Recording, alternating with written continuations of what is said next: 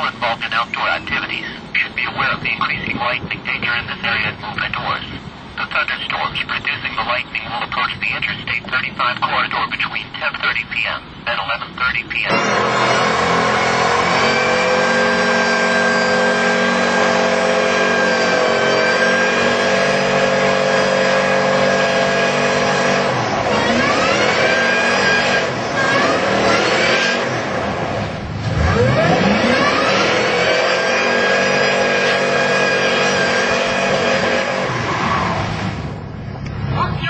There's like divots.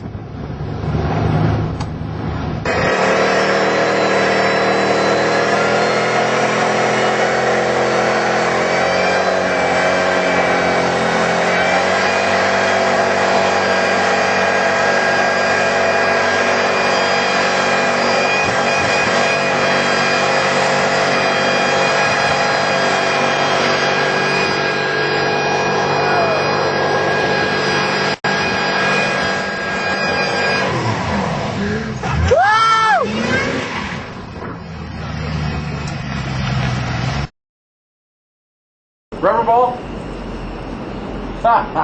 Oh, sweet, dude. That's great, you still have those. This is what happened with Toyo Proxies and some horsepower.